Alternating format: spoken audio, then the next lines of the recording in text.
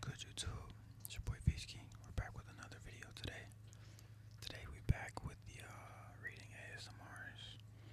I've recently got some wants and needs and requests and asks from you all about these types of videos again, and I'm glad because I enjoy reading, so I'm glad that you all enjoy the product that I'm giving y'all. You know what I'm saying? So I'm excited to read to y'all today. Today we're gonna be reading the language of letting go. Sorry, I was trying to read it backwards because like my camera. But the language of letting go. Daily meditations on codependency. This book is by an author named Melody Beattie. It's an author of the New York Times bestseller. And I ain't gonna lie, is it just me or like, do y'all feel like every book, do y'all feel like y'all see every book is like an author of a New York Times bestseller? I feel like every book gets that like title or like award.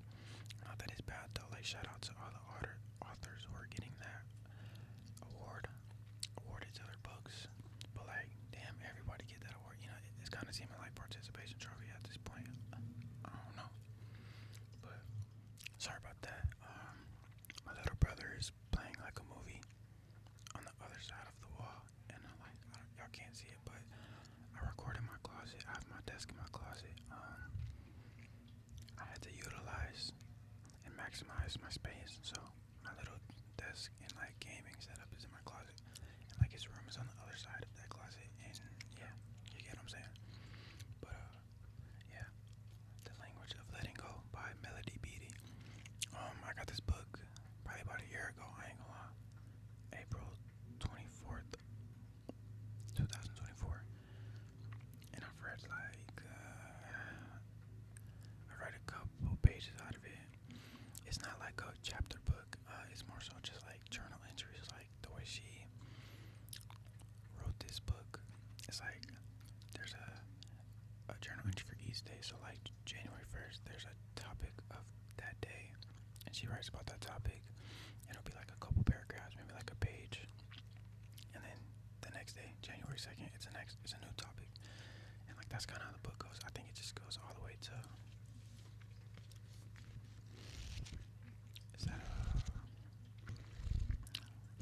Does that give me all tingles? Let me know. It starts in January 1st, and it ends December. So it's like a book from the first to the last day of the year. So yeah, I think I'm up to like June. Like, keep in mind it's every day, so it's like 365 entries basically. So I'm in June. I'm not too sure how many days that is in total, but shit, I'm halfway. Goddamn. Today is that was embarrassing. I don't have my watch on, but I think today's the 28th of June. June 28th, yeah, I believe so. Correct me if I'm wrong. Today's Saturday, so y'all let me know if I'm wrong. But yeah, without further ado, let's get right into it. So we're gonna be starting on June 28th. The chapter of today's topic, I'm sorry, is serving slumps. A slump can go on for days. We feel sluggish, unfocused, and sometimes overwhelmed with feelings we can't sort out.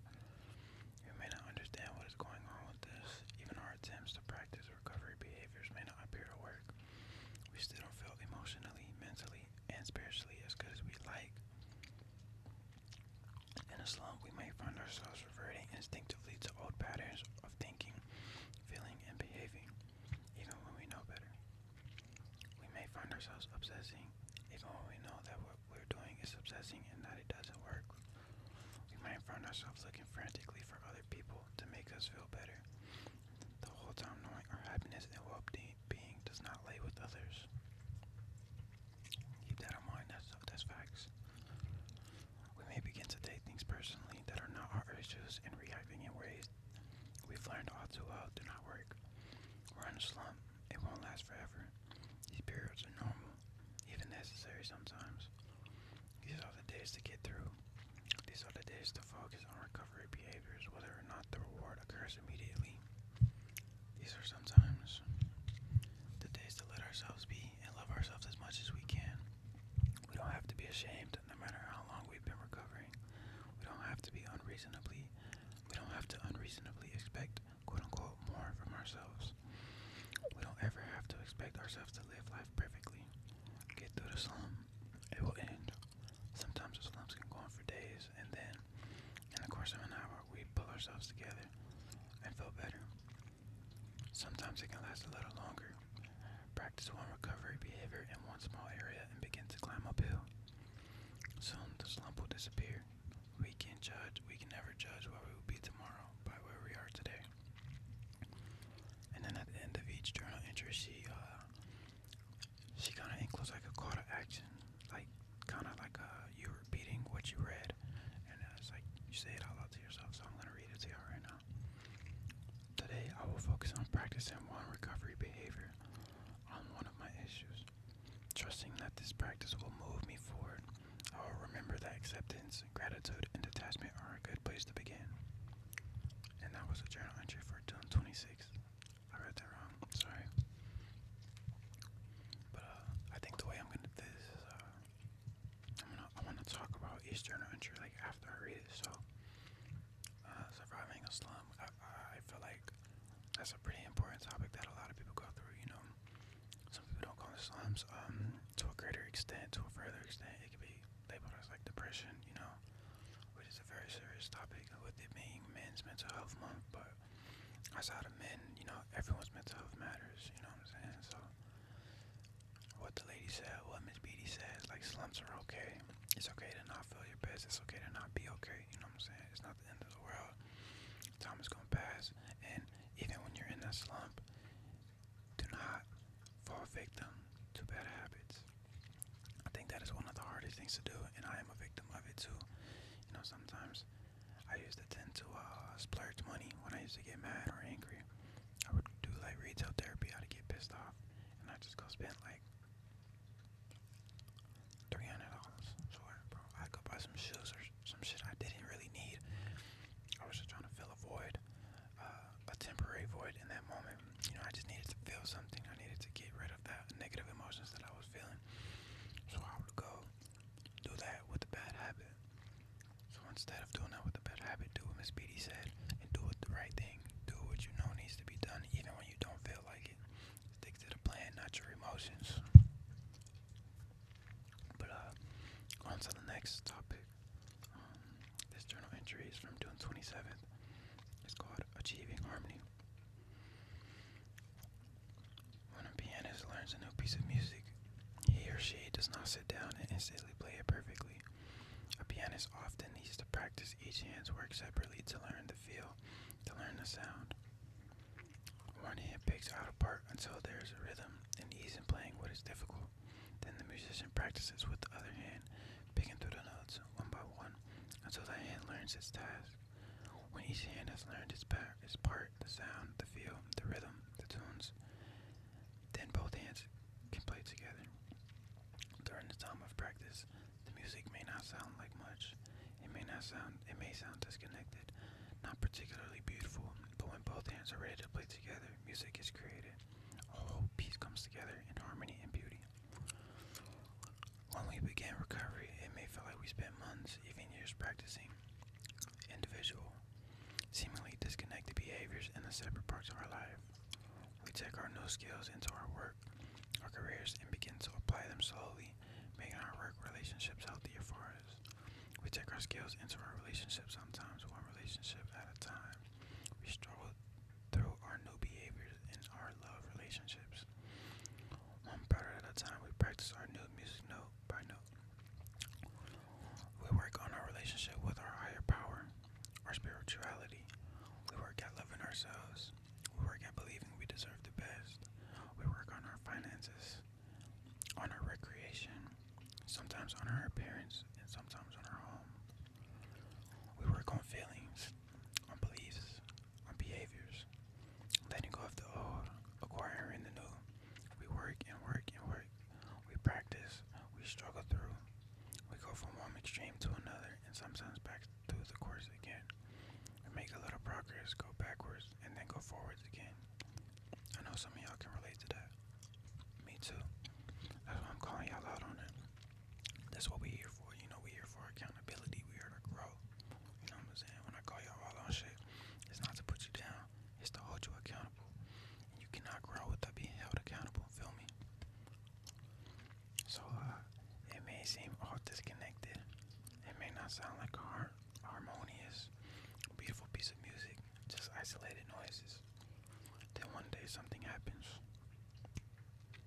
We become ready to play with both hands to put the music together. What we have been working toward, note by note, becomes a song.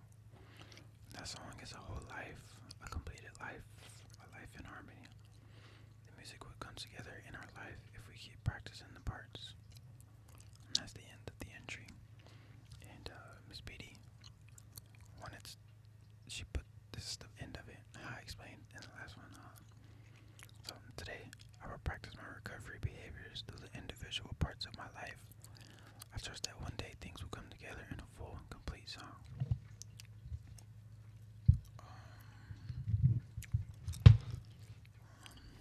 Let me think about what I gained from that.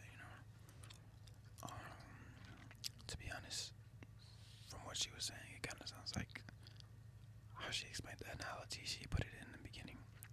When a pianist learns a song, you don't automatically understand it, or you don't automatically just start playing Mozart. You know what I'm saying? To take a song, you take it piece by piece, break by break. No Franklin Saint, but you gotta add one piece here, add one piece there, add one piece there, add one piece back here. You gotta crawl before you walk, and before you know it, you take 3-4 steps. Or you place 1, 2, 3, 4 breaks. The next thing you know, you got a house. You feel me? Like step by step, day by day, you gonna get there eventually. You just gotta be patient because the harmony will harmonize. You just have to work towards getting that harmony to harmonize with patience. That's what I got out of it. Let me know if y'all got something else though. The next journal entry is when things don't work. This is for June 28th, so I think this is for today. So when things don't work, frequently when faced with a problem, we may attempt to solve it in a particular way. When that way doesn't work, we may continue trying to solve the problem in that same way.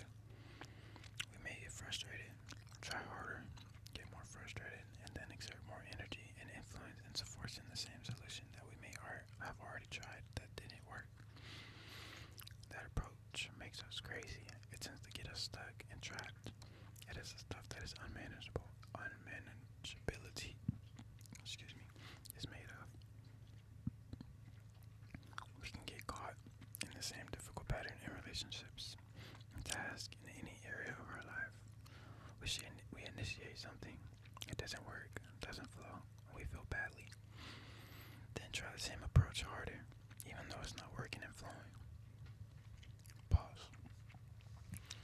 I feel like this part resonates with me so hard because I used to be a person who I wholehearted when I believed that I know a way to do something. I believed that shit with my whole heart, and like I wouldn't stop until the way I believed it was gonna work or play it out. But I had to learn with experience and time and failure and multiple times of failure, many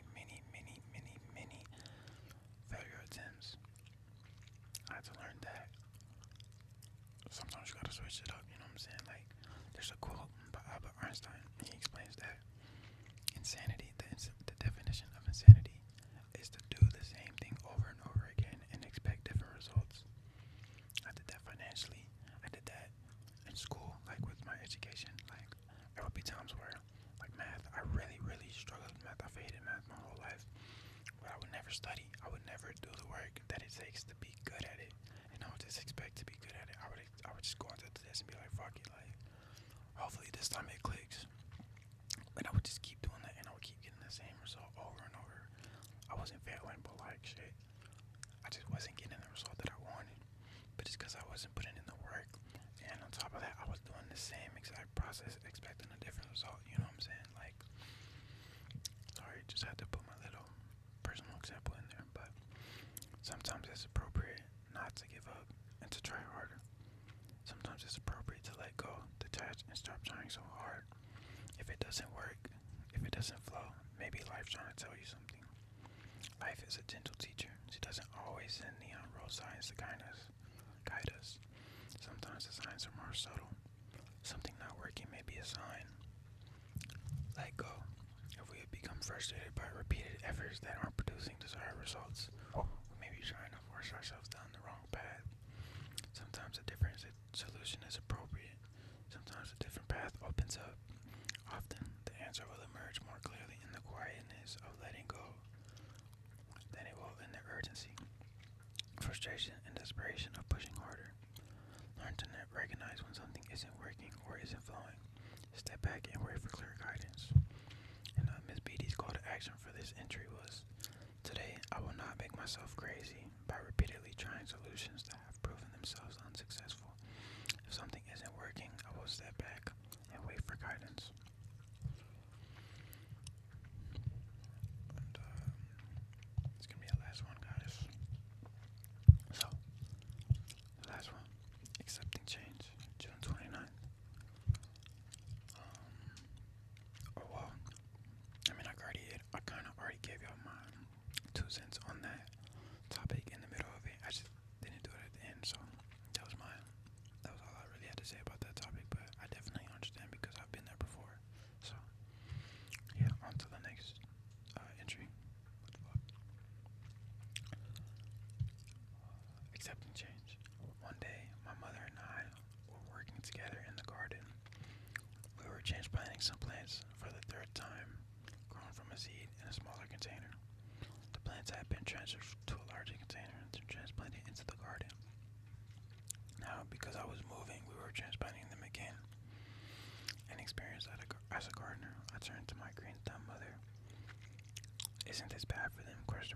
I asked. Oh, I'm sorry. I asked. As we dug them and shook the dirt from their roots, when I heard these plants being uprooted and transplanted so many times. Oh no, my mother replied. Transplanting doesn't hurt them. In fact, it's good for the ones that survive. That's how the roots grow strong. The roots will go deep and they'll make strong plants. Often I felt like those small plants, uprooted and turned upside down. Sometimes I've endured the change willingly, sometimes reluctantly, but usually my reaction has been a combination. Won't it be hard on me, I asked. Wouldn't it be better if things remained the same? That's when I remember my mother's words. That's how the roots grow deep and strong. And the call to action in this entry is, today, God help me remember that during times of transition, my faith in myself are being strengthened. And that's the last entry for June, and so the next entries are July, so oops, sorry. I felt the perfect time to read those entries are when July hits, which is in like a couple days, so I definitely, if y'all like this book, if y'all rocking with these types of videos, well, I know some of y'all like the reading videos, so if y'all like me to continue reading this book and continue on to July, let me know down below, and I got y'all. That was a handshake, so I hope y'all check mine back. But or actually let's do a fist bump. Pow. But yeah, what I got from that entry is definitely like that change is good. There's nothing wrong with change, and you see from the plants like change can definitely be a good thing. Sometimes change is scary for sure. You never know what could come from change for sure. Like you never really know. But that's the beauty in it because you taking that step and having the courage to change and accept the transition that is happening, that's taking place. It says a lot about your character, and it says a lot about how open you are to, not being where you are. It says sometimes you have to be uncomfortable being uncomfortable. That's the only way you can grow, because staying stagnant and being in the same place and being comfortable will lead to a life of complacency. Being complacent is not a good place to be.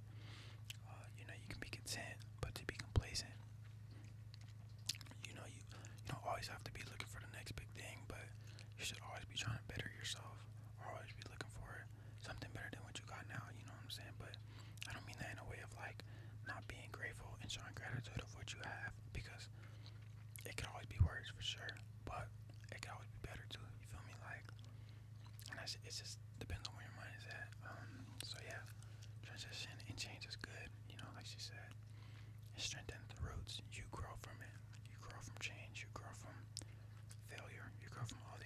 life. So when you look at things with an opportunist mindset instead of a negative and pessimistic mindset, I feel like you'll look at life so much better in a different outlook, in a more sunnier outlook than more of like a rainy outlook. So yeah, that's all I had to say about that.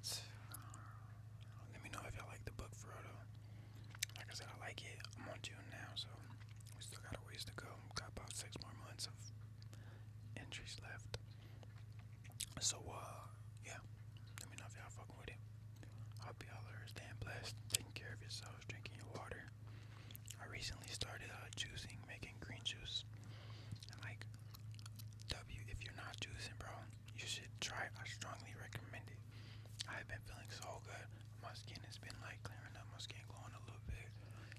Right now I got like a little like background on, so it's like making it look not better than this, cause like I'm not about to shit talk myself. But anyways, drink your green juice, bro. Your skincare starts from within. You know, it's what you eat, it's what you put in your body. So make sure y'all taking care of yourselves. Make sure you drinking your water. Make sure you're getting enough sleep. Make sure you tell your mama you love her. Give your mama a hug, nigga. Give your sister